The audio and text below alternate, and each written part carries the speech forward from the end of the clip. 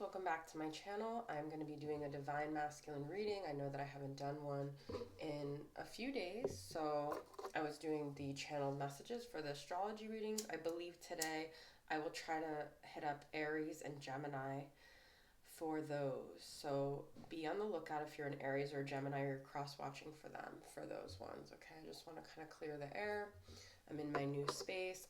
These are two decks that I've had since the start of my journey, and I haven't used them in a while. So I love this Oracle of the Mermaids deck. So we're gonna start off and see what's going on in the journey. You guys know I also channel for the Divine Feminine. It's not just where the Divine Masculine's at. I love this deck so much, the Oracle of the Mermaids. So we're gonna see the overall energy. We have a plane flying over right now.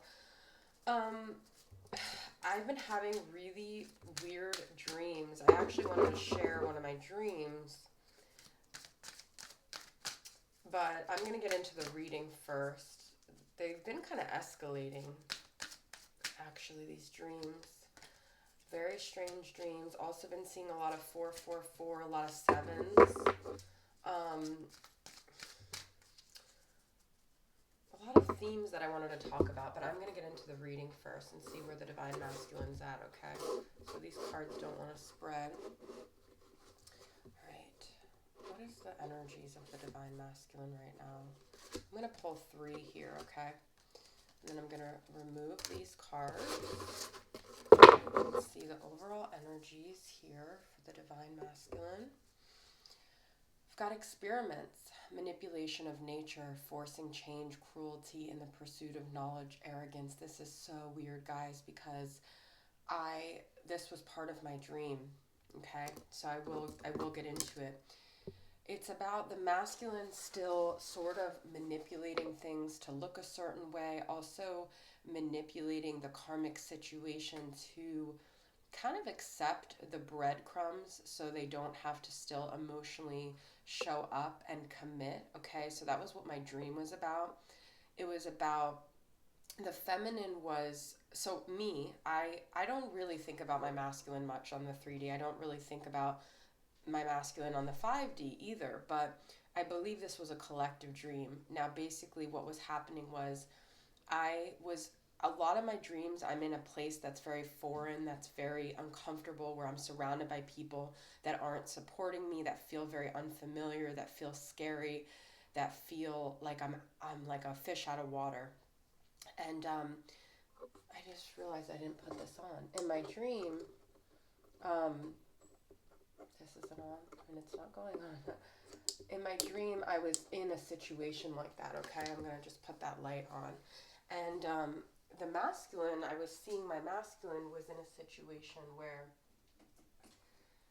he had posted on social media a trip with the Karmic to like Costa Rica, and it looked like, wow, like they're having so much fun. He's fulfilling her dream of like adventure and fun, but really what it was he was just, in the dream she was saying her age and how she actually wants, this number is 33 by the way, she wants to be settled down, but this is like, he was making her believe that he was giving her everything she wanted to quiet her down, but really what she wants is like a family and a baby. But in the dream she was like being manipulated to think, well, this is enough. And so my whole point of this, sharing this, is that the masculine is still in a situation. A lot of you guys demonize the karmics, but I actually believe a lot of these situations are the masculine's doing. The masculine is actually still running. So they were traveling, they were going away, they weren't settling down. The masculine is still running, but sort of manipulating it to look like they've committed to the karmic, sort of trying to manipulate the karmic to believe that they're taking it to the next level when they're really not. They're running from their shadows. And then in my situation in the dream, the feminines are facing their shadows, okay? So the feminines are facing their demons, their dark side. So the masculines are running, the feminines are facing themselves, okay? We've got concomitancy, seashell divination, wisdom of shells. But this is interesting. This is number 32 and 16 times 2. Reflections. What you contemplate can actualize. Yeah, and so The feminine is looking at their reflection, is facing themselves, and the masculine is running. The masculine could be geographically running, but ultimately they're running from themselves, from their shadows, their shadow selves, and they're manipulating situations to make it look like they're evolving, they're moving on, they're creating the life that maybe they denied to the feminine, but really what it is deflecting. Okay, I want to see what this says for number 32, the concomitancy. The seashells to me is also like the sound of the ocean. And I feel like it's kind of saying, listen to your intuition and the signs you're receiving versus what you're seeing on the 3D. You are being asked to listen to and begin to understand the art of reading seashells. An ancient art, simple, pure, powerful. Seashell divination has a long, secretive history, and shells such as the beautiful cowries were also used in fertility magics. And so this is saying, I feel like, yep, and the experiments is about pride, arrogance, repeating themselves in time. I feel the feminine is getting deeper into things which could be really uncomfortable as the masculine. I know a lot of you guys always want to hear the masculine is awakening, the masculine is evolving, but I actually feel the masculine is going back into their shell. They're going back into this illusion because they tried to step out and it was too difficult for them. That's the feeling I'm getting. So the masculine is in a very reclusive energy in their soul right now, where the feminine is in a very expansive energy, experimenting, facing her demons, facing herself, okay? And that's really, these cards are very aligned with that, with the theme of my dreams, all right? So, these dreams go on as I close my eyes. Let's get some tarot. I just opened this deck. I had a few not versions, copies of this. I used this a lot in my early days too, but this one was just open yesterday. I used it for a TikTok video. So let's get the masculine's mental, emotional, and physical space here. Mental, emotional, and physical. And then let's see how he feels towards the feminine. Now, I'm not going to use reversal, so if you get them, just disregard them, okay? So, the mental space, we've got judgment, okay? So, I'm going to turn them all over. Emotional is 10 of Pentacles. Physical is strength. And the Chariot is how they feel towards the feminine. Interesting. So I feel that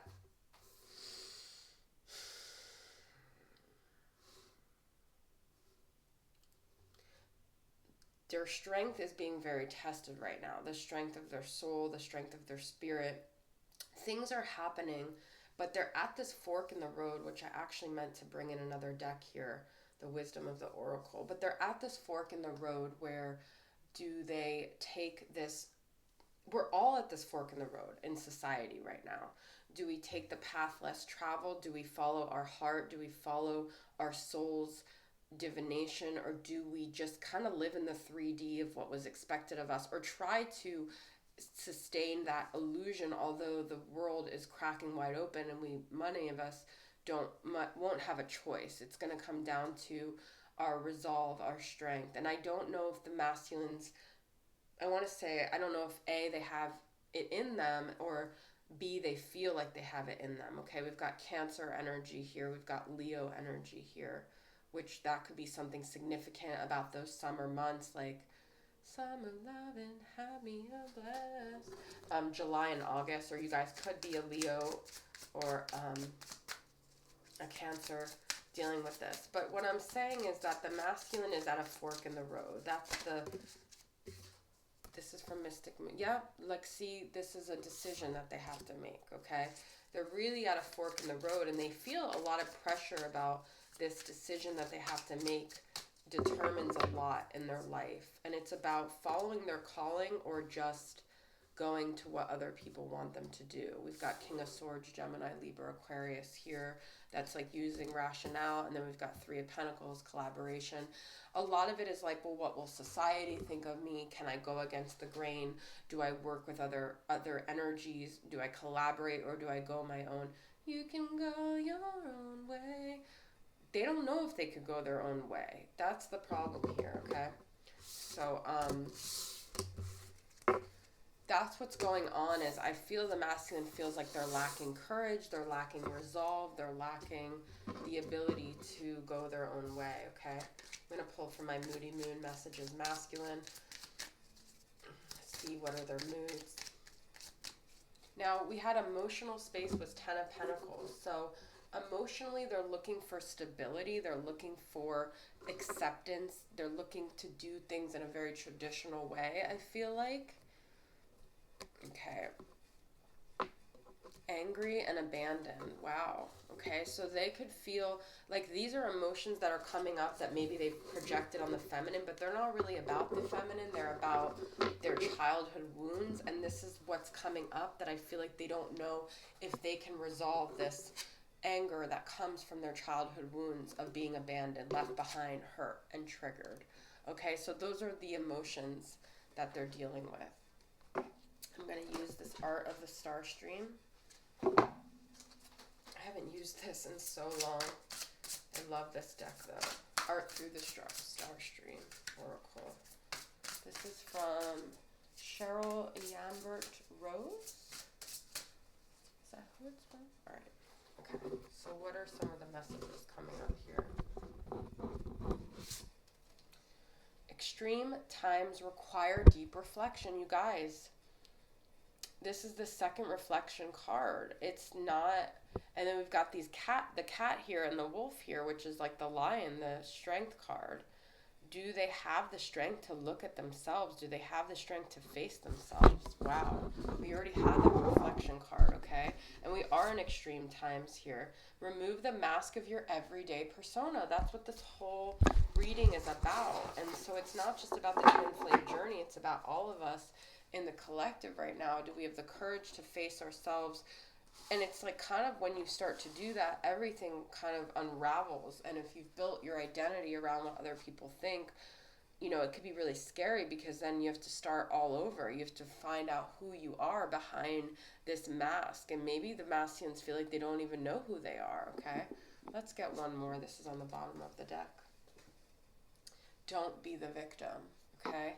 So a lot of us, you know, just unconsciously act in this victim mentality. And I feel like this is something we're also all facing as a collective because we disempower ourselves when we act from this space of feeling victimized. So it's like you want to act like you're not being victimized, but if you're coming from that place, you're drawing that in. Okay? Something else I was thinking about is, you know, manifestations and why they work. And so this was just kind of a random thought, but the reason why I feel manifestations are effective is not because you necessarily have the power to distort things to happen the way you want, but when you are in a constant state of manifesting positive outcomes in your life, you're dissipating fear and you're in the vibration of love. And so you can't be in both at the same time. Fear and love are the opposite. So when you are in that space of love and your manifestations and your visualizations, you're in that high vibrational energy, you kind of close the door on fear. You leave no room for fear-based outcomes, and you allow blessings and abundance to effortlessly flow to you because you're in that magnetic space of attracting that. You're attracting the high vibration from the outside because you're embracing it on the inside. And so I feel as a collective, we are being forced to look at how much are we in fear. And if we focus on all these fear-based things, we are going to have a fear-based outcome. It's up to each person individually in the collective right now to uncover this inner reservoir of love, to raise the whole consciousness. I know it sounds like very hippy-dippy, but each person is responsible for their own empowerment to raise the whole vibration of the collective. And so if we're in this place of feeling abandonment and victimized, if the masculine's at, I'm not a big proponent of saying this is what the masculine needs to work on and not addressing it in the feminine, because I feel this is a mirroring journey. So I'm going to end with Divine Feminine, Divine Masculine, Hidden Truth Volume 2 from All Things Intuitive, and see what are the words that the masculine wants to communicate. right now. We had 4 come out, so I'm going to take them. I am waiting patiently. I kind of feel this is a cop-out, though, because it's like that means they don't have to do the work. They're in this state of stagnation. If they don't, it's okay to be still. It's okay to not take action, but let's see what else. I don't know what you want. It's not about what you want. It's about what they want. This is a deflection. I know you don't feel the same. I find you so attractive. I sense a lot of victim mentality here. It's like as long as they could blame it on you that you don't feel the same, they don't have to take responsibility for their own insecurities. But at the same time, they're drawn to you, okay? So we don't want them to be waiting patiently. We want them to be to take action in their own life. All right, guys, I know this was kind of a different energy. I've got my table going. I'm like a lot more structured here. So let me know how this resonated with you guys. Thank you for tuning in, and I'll see you guys next time. Bye.